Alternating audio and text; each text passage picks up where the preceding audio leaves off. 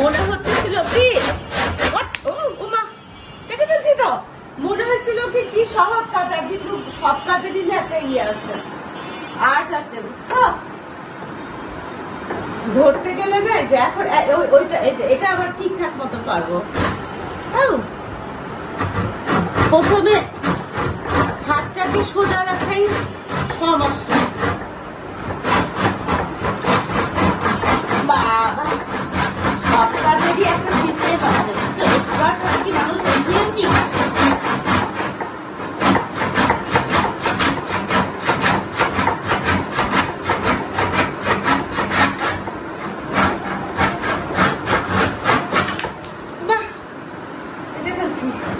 দেখছো সাকসেসফুলি এই যে 4টা পায়া কাটছি। সামনে 2টা পায়া কাটাটা বেশি ঝামেলা ছিল না, পিছনের পায়াটা না এই যে একটু এরকম করে বেঁকা, তো একটু তেঁচড়া করে কাটা লাগছে, কিন্তু কাটছি। হাইটটা এখন ভালো হয়েছে, তাহলে আমার না বসলে বিরক্ত লাগতো কেন জানি, অনেক উঁচা কিছুর মধ্যে বসে আছে এরকম একটা ফিল হয়, বুঝছো? আমি ডাইনিং এর চেয়ারেও বসতে পারি না, আমার বিরক্ত লাগে। তো এই হচ্ছে আমার কাহিনী। দেখো এই যে নায়ক, উনাকে দিয়ে কাটছি। মাসনাদ আহমেদ এসে কথা হাসাহাসি করলো, তারপরে অবশ্য পিছনের পাটা কাটার জন্য একটু ওটা ধরে রাখতে হয়েছে, তো হেল্প করছে উনি। তো দেখো এটার হাইটটা এখন ঠিক হয়েছে না, এই যে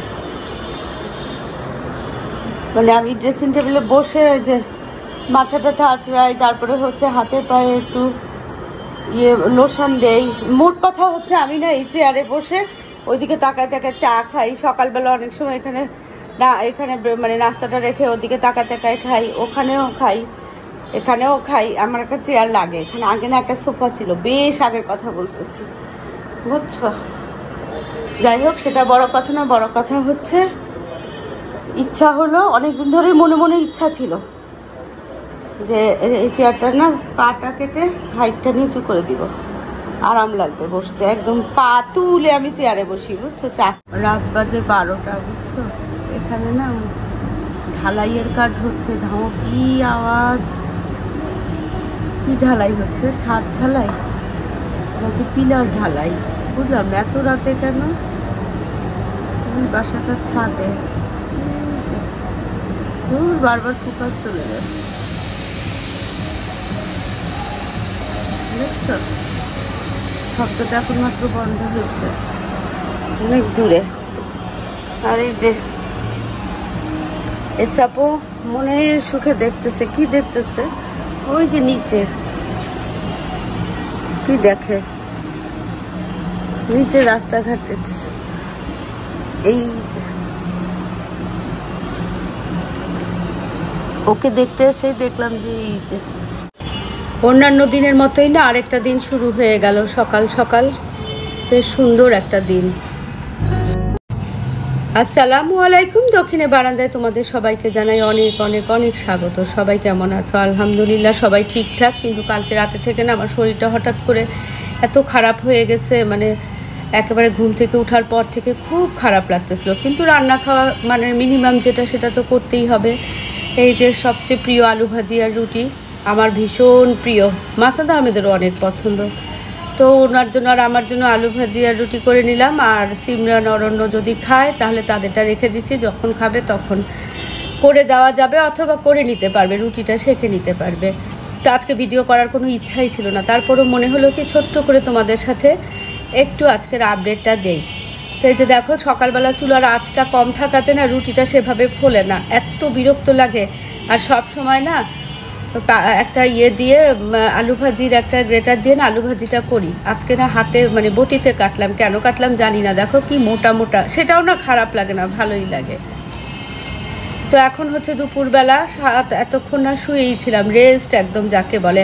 আর এখন এই যে ব্রয়লার মুরগিটাকে না ছোট ছোট করে শুধু আর কি বোনলেস, সেটার মধ্যে আদা রসুন গোলমরিচ দিলাম, একটু ফিশ সস, সয়া সস, লবণ, একটা ডিম, আর দিব হচ্ছে কর্নফ্লাওয়ার দিয়ে না মাখাবো। যারা ব্রয়লার মুরগি খেতে পারে না, মানে ফ্রাইড ছাড়া অন্য কিছু খেতে পারে না, তাদের জন্য এই রেসিপিটা খুবই ভালো। তো এটা হচ্ছে তোমার এই সিমরানের না ব্রয়লার মুরগি খুব পছন্দ, অরণ্য ওর পাপা ওরা ব্রয়লার মুরগি সেভাবে ফ্রাইড ছাড়া না খায় না। তা আমি ভাবলাম যে সিমরানেরও পছন্দ, আর এইভাবে করলে না অরণ্যও খাবে, ওর পাপাও খাবে। তো এখানে আমি 2 টেবিল চামচ কর্নফ্লাওয়ার দিয়ে ভালো করে না মুরগিটাকে মেখে নিলাম, নিয়ে 10 মিনিট রেস্টে দিয়ে না তারপরে ভাজবো। অনেকটা ওই যে চিলি চিকেন আছে না ওইটা, তবে একেবারে দেশীয় পদ্ধতিতে, মানে আমাদের বাঙালিরা যেভাবে ভুনা করে না ঠিক সেভাবে।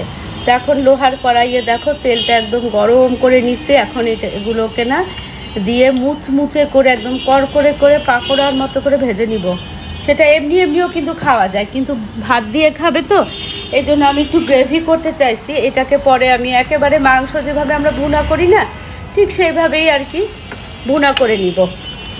তাতে আমি একদম নিশ্চিন্ত যে সবাই ঠিকঠাক মতো খাবে। তো এই টেস্টটা না খুব ভালো আসে, খুব ভালো আসে। চিলি চিকেন তো সবাই পছন্দ করে, তো ওই জাস্ট চিলি চিকেনের প্রথম ধাপটা, আর দ্বিতীয়টা হচ্ছে বাঙালি ধাপ।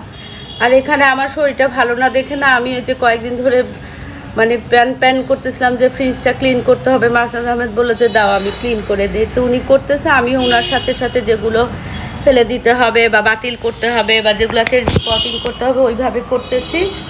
আর এই যে দেখো এদিকে পাকোড়াগুলোকে না একদম মুচমুচে করে ভেজে নিচ্ছি।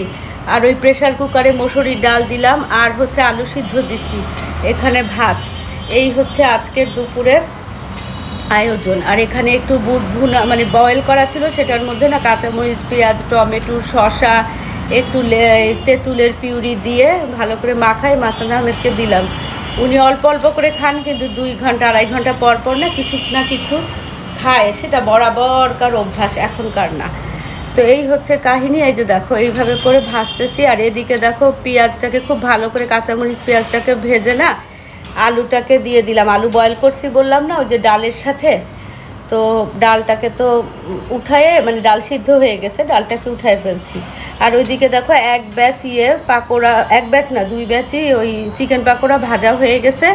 এখন পেঁয়াজটাকে সামান্য ওই তেলের মধ্যেই একটু ভেজে এখানে আদা, রসুন, হলুদ, মরিচ, জিরা, গরম মশলা সব দিয়ে না এই মশলাটাকে আগে ভালো করে কষায় নিব, যেন কাঁচা গন্ধটা না থাকে। যেটা আমরা মাংসতে রান্না করার সময় যেরকম করি ঠিক সেরকম।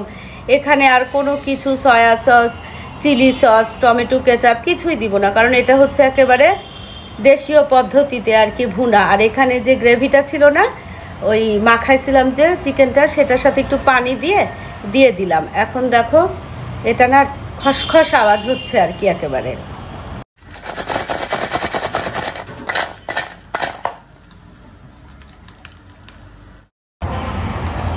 তো দেখো এখন একটু গরম মশলা আরেকটু দিলাম, দিয়ে এখন এটাকে একেবারে ভালো করে কষায় নিব, যেন কাঁচা ভাবটা মশলা চলে যায়, আর হচ্ছে এই গ্রেভিটা আরও একটু ঘন হয়।